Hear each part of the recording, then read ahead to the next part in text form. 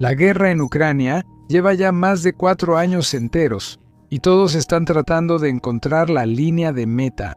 En una guerra normal, un lado gana, otro lado pierde, y luego, de alguna manera, la vida trata de volver a la normalidad. Esa es la versión del final de la guerra que la mayoría tiene en mente.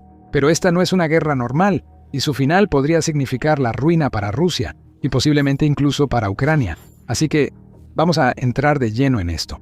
En lugar de terminar con un claro vencedor y un perdedor, el resultado más probable de la guerra en Ucrania es un frente congelado. Al menos según el análisis IRIS 2025 del Instituto Francés de Asuntos Internacionales Estratégicos, uno que está respaldado por la falta de avances en la primera mitad de 2026. Ahora, imagina el conflicto entre Corea del Norte y Corea del Sur, solo que a una escala un poco mayor, y esta vez en medio de Europa. Las dos partes trazarían las nuevas fronteras de facto a partir de lo que Rusia pudiera ocupar de Ucrania. Las líneas de contacto se estancarían porque ninguna parte podría comprometerse con un tratado de paz completo. La razón es simple. Rusia nunca logró lo que se propuso al inicio de la invasión. Por otro lado, es poco probable que Ucrania ceda completamente el territorio que Rusia ocupó, especialmente considerando que ya lo hizo una vez antes, en 2014. Es probable que la guerra termine, por así decirlo, con un alto al fuego a corto o largo plazo, dependiendo del clima geopolítico del momento, cuando ambos bandos agoten sus recursos. Pero del lado de Rusia, los problemas que surgieron antes y durante la guerra no van a desaparecer de la noche a la mañana. En cambio, Rusia ha cambiado su economía, su gobierno, la jerarquía social e incluso la cultura rusa, tal como se percibe tanto dentro del país como en el extranjero. Todo eso ha hecho que Rusia sea más débil. Pero comencemos con lo que realmente significa la paz, porque Rusia y Ucrania no están esperando lo mismo. En Ucrania, el Instituto Internacional de Sociología de Kiev, fundado en enero de 2026, informó en una encuesta realizada del 12 al 24 de febrero de 2026 que el 57% de los ucranianos rechaza categóricamente la retirada de las tropas ucranianas de Donbass, incluso a cambio de garantías de seguridad de Estados Unidos y Europa. El mensaje de Ucrania es claro. Pueden aceptar un frente congelado, solo si viene acompañado de una arquitectura de seguridad real, incluyendo garantías vinculantes, alineación con la OTAN y un camino hacia la adhesión. Lo que no aceptarán es una concesión disfrazada de compromiso, especialmente una que deje al país expuesto la próxima vez que Moscú decida que es el momento adecuado. Eso ya se intentó y no funcionó en 2014 con Crimea. Rusia es otra historia. En diciembre de 2025, la encuestadora estatal Bizum y el centro independiente Levada llegaron a la misma conclusión por caminos distintos. Bizum, en su presentación de fin de año, encontró que el 55% de los rusos vinculaban sus esperanzas de un mejor 2026 directamente al fin de la guerra, y el 70% veía el próximo año como más exitoso que el anterior. Levada, que opera bajo la designación de agente extranjero y encuestó a 1.618 personas en 50 regiones rusas a mediados de diciembre, encontró que el 66% de los rusos, en realidad, favorecen un cambio hacia las conversaciones de paz. Para febrero de 2026, la cifra de Levada a favor de las negociaciones había aumentado aún más a 67.2%, mientras que aquellos a favor de continuar las operaciones bajaron a 24.3%. Pero hay una contradicción oculta dentro de esos números que importa enormemente. Datos de Levada muestran que 3/4 partes de los rusos creen que Rusia no debe ceder territorio para acabar la guerra. Quieren que cesen los combates y quieren creer que no perdieron. Ambas cosas al mismo tiempo. Esa combinación es precisamente la razón por la que cualquier alto, el fuego es un resultado político tan inestable dentro de Rusia. Le da al Kremlin algo que puede presentar como un éxito. El Estado dirá que mantuvo la línea, defendió los intereses nacionales y se enfrentó a la OTAN.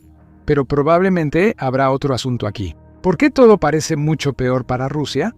Bueno, esa pregunta nos lleva directamente al segundo problema. El mismo alto el fuego dará 2 veredictos distintos, y solo uno será viable para el país que lo reciba. ¿Ya estamos en la Tercera Guerra Mundial? Según lo que leas, parece que vivimos realidades distintas. Ahora, lo difícil no es estar al día con las noticias, es descubrir qué es realmente cierto.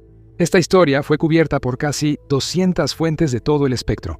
informa que el ejército estadounidense dice que su bloqueo de los puertos iraníes ha detenido completamente la actividad comercial en 36 horas, pero solo un día antes, otra historia, cubierta principalmente por casi 80 fuentes, la mayoría de tendencia izquierdista, decía que el tráfico marítimo en el estrecho de Hormuz apenas se vio afectado el primer día del bloqueo. Entonces, ¿cuál es la verdad? ¿Cierre total, interrupción anterior? ¿O pueden ser ciertas ambas cosas? Por esa diferencia en la cobertura, usamos Ground News para mantenernos informados sobre los múltiples conflictos activos en el mundo. Si solo leyeras uno de esos titulares, tendrías una perspectiva y comprensión muy distinta de lo que ocurre. Ground News recopila miles de noticias todos los días y las organiza por tema, mostrándote el sesgo, la confiabilidad y la propiedad de cada fuente para que puedas ver todos los ángulos en un solo lugar. Últimamente usamos mucho Blind Spot, que muestra historias cubiertas por un lado del espectro político, pero poco mencionadas en el otro. Salir de la cámara de eco te da una visión más precisa de la realidad, algo crucial para atravesar la niebla de la guerra sin importar tu postura política. Así que ve a ground.news/militaryground.news.militaryShow o escanea el código QR para obtener un 40% de descuento en el plan Vantage de acceso ilimitado. Y eso baja el precio a menos de lo que cuesta una taza de café. Así que prueba Ground News por ti mismo. Para Ucrania, la historia nacional ya está reescrita y se mantendrá sin importar dónde se congele la línea del frente. Antes de febrero de 2022, los analistas occidentales todavía hablaban de Ucrania desde la perspectiva de Rusia, como una nación postsoviética y corrupta, atrapada en la órbita de Moscú, el hermano menor al que se podía presionar, comprar, asustar o dividir si era necesario. Ese punto de vista prácticamente ha desaparecido en 2026. Incluso sin el regreso inmediato de cada territorio ocupado, Ucrania puede decir algo históricamente significativo. Un estado mucho más grande lanzó una invasión a gran escala, decidido a destruirla, desplegó su mayor ejército desde la Segunda Guerra Mundial y no logró volver a someterlo. Es la razón de ser de la postura de Ucrania sobre la OTAN y la integración a la Unión Europea. Para Rusia, el mismo alto el fuego se trata de exposición y posturas políticas. El Kremlin vendió esta guerra como una demostración corta y justa de grandeza, mientras el Imperio ruso intenta reformarse al máximo. La invasión fue llamada una operación militar especial que terminaría en pocos días. Eso demostraría que Ucrania no era un estado real y obligaría a Occidente a tratar a Rusia como una potencia seria de nuevo. En cambio, 4 años después, Rusia es más pobre, está más aislada, depende de China y es odiada en toda Europa del Este. Los mismos estados que integraron el Pacto de Varsovia, sin poder justificar que algo logrado en esta guerra valió su costo. Recuerda, Rusia tiene el ejército más grande, la población más grande, el arsenal soviético, los ingresos energéticos, el arsenal nuclear y la máquina de propaganda. Aún así, no pudo obligar a Ucrania a ceder, y la guerra se convirtió en un fracaso colosal y en un drenaje monetario y moral para el país.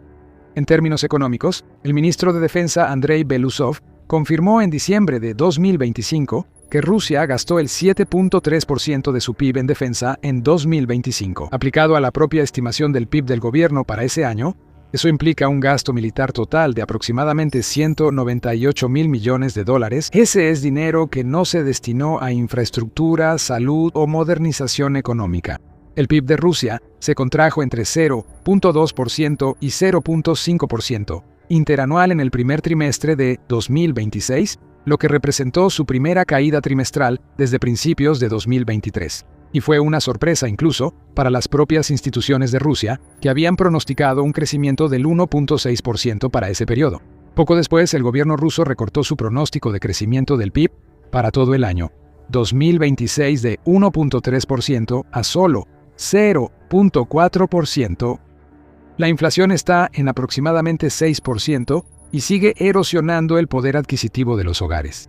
El Banco Central de Rusia mantuvo su tasa de interés clave en máximos de varias décadas durante mucho tiempo para combatir la inflación, lo que redujo inversión y préstamos civiles, aunque las fábricas de defensa operaban a plena capacidad. Los ingresos energéticos, el principal sustento fiscal de Rusia, cayeron aproximadamente un 40% interanual en los 12 meses hasta abril de 2026. Impulsado por los menores precios del crudo, las sanciones europeas y un rublo fuerte que redujo los márgenes de exportación. A su vez, Rusia está implementando un aumento del IVA que entró en vigor en enero de 2026, lo que en la práctica extrae dinero de las empresas medianas para intentar seguir financiando la guerra.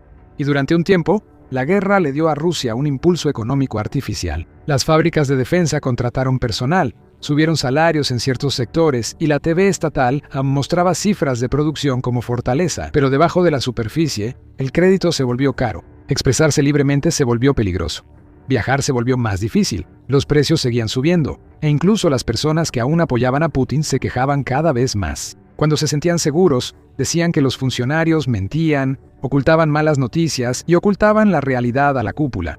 La señal pública más clara de esto llegó cuando Victoria Bondia, figura de la televisión rusa famosa por programas de telerrealidad y belleza, publicó un video criticando la vida en Rusia. Eso obtuvo más de 13 millones de vistas y obligó al Kremlin a responder públicamente.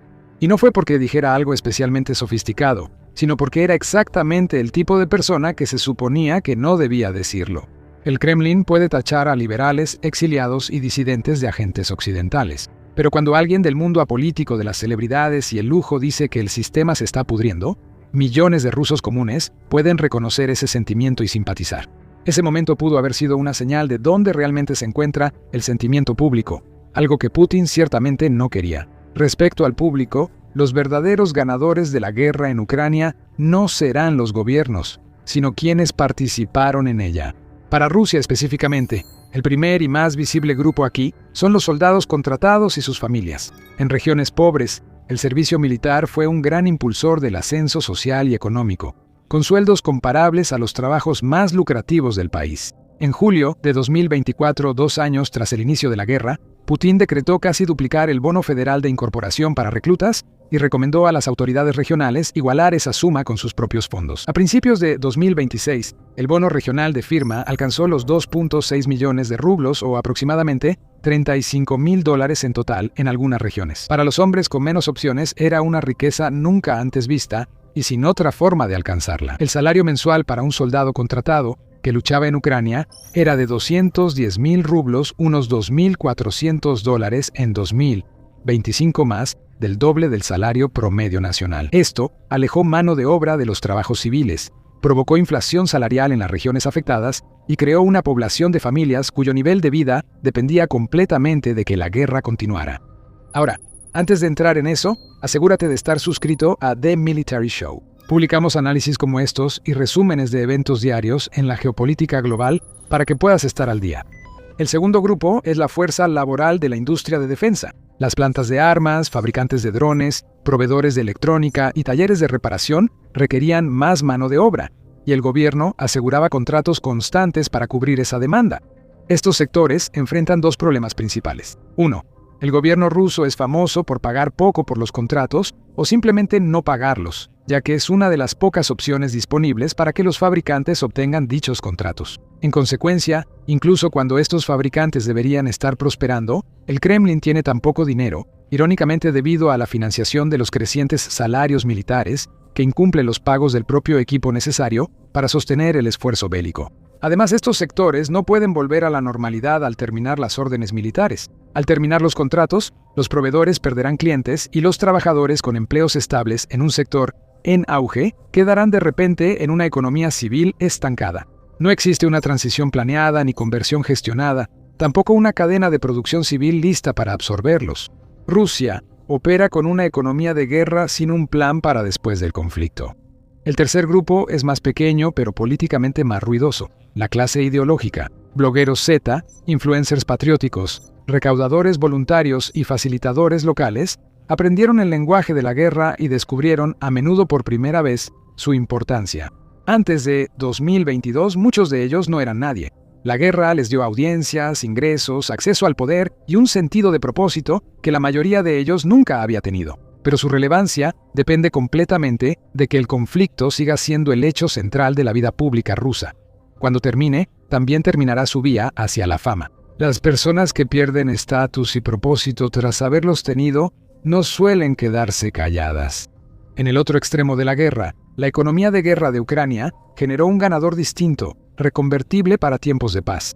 Ingenieros de drones, especialistas en ciberseguridad, coordinadores logísticos, trabajadores de rehabilitación. Ucrania está asegurando contratos con varios países occidentales para participar en su desarrollo y aprovechar sus conocimientos. Todas esas personas y toda esa infraestructura que Ucrania ha construido pueden aprovecharse para mejorar a la OTAN en su conjunto, o simplemente venderse al mejor postor. La tecnología de defensa desarrollada por Ucrania fue probada en combate y demostró su eficacia. Mientras tanto, el equipo ruso ha expuesto repetidamente sus deficiencias estructurales en el campo de batalla moderno. Además, Ucrania ha desarrollado sectores complementarios: tecnología de defensa, manufactura de precisión, infraestructura logística y reparación de infraestructura energética. Estos tienen más perspectivas a largo plazo para investigación continua. Los sectores de guerra de Rusia son casi completamente lo opuesto, ya que producen armas y cuando la demanda de armas disminuye, generan desempleo. El grupo clave para la estabilidad política a largo plazo no son influencers ni obreros, sino los veteranos. Y lo que un Estado hace con sus veteranos te dice qué tipo de Estado es y qué tipo de futuro está construyendo. En Ucrania, la magnitud por sí sola es asombrosa. El German Marshall Fund informa que Ucrania ya enfrentaba el desafío de apoyar a más de 1.2 millones de veteranos a principios de 2025, y las proyecciones indican que ese número aumentará a entre 5 y 6 millones una vez que el personal en servicio activo sea relevado. Eso es aproximadamente 1 de cada 6 ucranianos.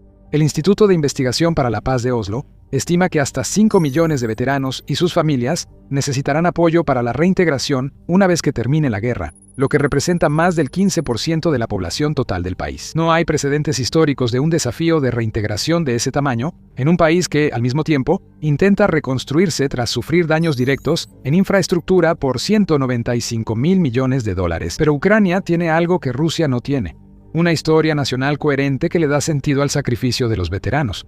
Los hombres y mujeres que sirvieron defendieron su patria, mantuvieron a Ucrania como Estado soberano cuando una potencia mayor intentó borrarla del mapa. Los veteranos en Ucrania pueden convertirse en políticos locales, organizadores de partidos, dueños de negocios, expertos en desminado, gerentes de reconstrucción, especialistas en seguridad fronteriza y activistas cívicos.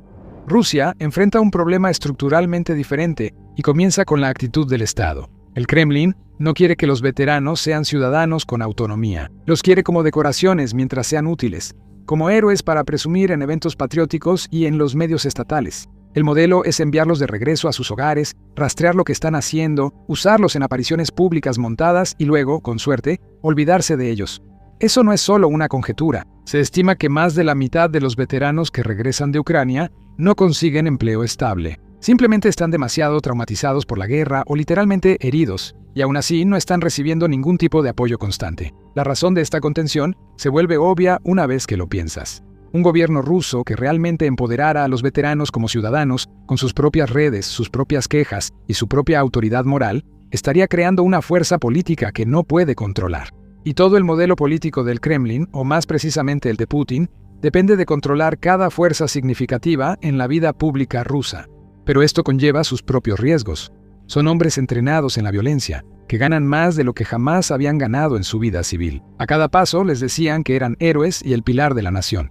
Ahora vuelven a una economía estancada que ya no puede pagar lo que ofrecía el frente, en un sistema donde no hay un camino creíble para que se conviertan en algo más que exsoldados. En Rusia no hay equivalente al Shai Bill, ni Estado de Derecho que proteja a pequeñas empresas, ni sistema creíble de recapacitación. No está comprometido por la ideología, ni existe una cultura política en la que se espere que los veteranos participen como ciudadanos con voces independientes. Cuando el Estado usa vigilancia y patrocinio selectivo en vez de verdadera inclusión, no resuelve el problema, solo lo pospone. Los problemas aplazados entre hombres armados y organizados, desilusionados, con redes dentro de sus unidades, hábitos de mando y desprecio por las instituciones civiles, suelen emerger violentamente. Las estadísticas son desgarradoras, ya que más de 500 civiles han sido asesinados o heridos por veteranos después de que regresaron del frente. Entonces, extrapola eso a los posibles millones de veteranos que regresan a un colapso económico, sintiéndose traicionados por las instituciones por las que lucharon, y descubren que el sistema existente no tiene un lugar real para ellos ni para su enojo. Es una olla a presión que solo espera explotar.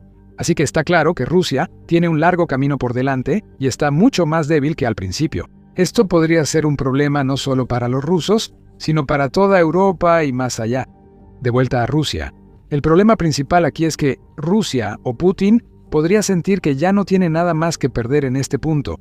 Vamos con la geografía porque es la base de todo. Rusia inició esta guerra, en parte, para recuperar la zona de amortiguamiento que su doctrina militar ve como esencial para la supervivencia nacional. Ucrania antes era una zona de amortiguamiento de la Unión Soviética frente a posibles ofensivas alemanas, como se vio en la Segunda Guerra Mundial. Generaciones de estrategas rusos vieron esenciales las zonas de amortiguamiento entre el corazón de Rusia y las potencias hostiles del oeste.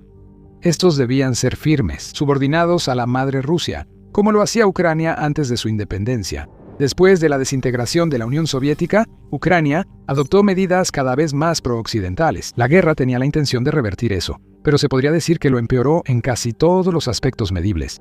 La adhesión de Finlandia a la OTAN en 2023 casi duplicó la longitud de la frontera terrestre de Rusia con la alianza. El ingreso de Suecia amplió la presencia de la OTAN a lo largo del mar Báltico. Ucrania, que Putin argumentó en un artículo de 2021 que no era un país real y que estaba siendo convertida en un arma contra Rusia, ahora en realidad se ha convertido exactamente en eso. Además de contar con un ejército de 1 millón de soldados con experiencia en combate, un programa nacional de misiles de hasta 600 millas de alcance y una de las industrias de drones más avanzadas del mundo. La guerra en Ucrania fue básicamente una profecía autocumplida, convirtiendo a Ucrania en el enemigo que Putin pensaba que ya era. Luego está la dimensión tecnológica, que agrava el problema geográfico y lo hace prácticamente irresoluble. Aunque Rusia lograra restaurar una zona de amortiguamiento en su oeste, esto no eliminaría la amenaza. Los países europeos adquieren capacidades de ataque de precisión a larga distancia, motivados por la violación rusa del Tratado de Fuerzas Nucleares de Alcance Intermedio y la retirada de Estados Unidos de ese tratado en respuesta. La doctrina nuclear de Rusia de 2024 también se vuelve significativa en este contexto. La nueva redacción, en cierto modo, reduce el umbral para la escalada nuclear al incluir lo que llama datos confiables sobre ataques inminentes de armas convencionales contra Rusia o Bielorrusia. Esto llevó al secretario general de la OTAN, Mark Rutte, a advertir a los miembros de la alianza en diciembre de 2025 que se preparen para una posible guerra con Rusia en los próximos 5 años. Claro, no es la primera vez que Rusia amenaza con bombardear con armas nucleares. Lo ha hecho docenas de veces a lo largo de la guerra, cada vez que Occidente pensaba en aumentar su apoyo a Ucrania. Pero una Rusia que salga de esta guerra con fuerzas convencionales debilitadas, una economía estancada y una creciente sensación de estar rodeada, podría tener un incentivo real para apoyarse en su arsenal nuclear como su principal instrumento de disuasión y coerción. Rusia se ha vuelto estructural, económica e incluso geopolíticamente dependiente de Pekín desde 2022 con la tecnología china, convirtiéndose en un factor clave para la industria de defensa rusa y el comercio chino, llenando el vacío dejado por el colapso de los lazos económicos europeos. Rusia firmó un importante nuevo acuerdo de gasoducto con China en septiembre de 2025, el poder de Siberia 2 profundizando una relación energética que básicamente le permite a Rusia seguir financiando la guerra. Pero Rusia es, en la práctica, el socio menor en esa relación, dependiendo de la tecnología china, los mercados chinos y la protección diplomática china, de maneras que contradicen directamente su autoimagen como una gran potencia independiente. Esa dependencia se profundizará después de la guerra, porque Rusia tendrá aún menos alternativas cuando todo termine. Entonces, ¿qué significa todo esto? Lo que la guerra ha producido en realidad es la separación más profunda e irreversible en la historia moderna de ambos pueblos. Ucrania saldrá de este conflicto herida, exhausta y de luto a una escala difícil de exagerar. Además, tendrá una nueva identidad y el apoyo internacional de instituciones occidentales que ya han comprometido cientos de miles de millones de dólares para su recuperación, junto con un sector de tecnología de defensa más que saludable, reconocido internacionalmente y a la par con el de Estados Unidos y la OTAN misma. Pero Rusia saldrá del mismo conflicto como una sombra de lo que fue. Tendrá una clase de veteranos sin una vía política creíble y con todas las razones para el resentimiento. Una economía hecha para la guerra y no para la paz tendrá problemas para encontrar nuevas formas de usar y abusar de sus ciudadanos con fines recaudatorios. Y el liderazgo actual podría incluso considerarse bueno en comparación con lo que podríamos obtener si las cosas se vuelven tan graves que Putin decide que en realidad no quiere la paz en absoluto. Y para saber más sobre quién podría suceder a Putin si llega a ese punto, asegúrate de ver este video y sigue suscrito a The Military Show para más noticias emocionantes.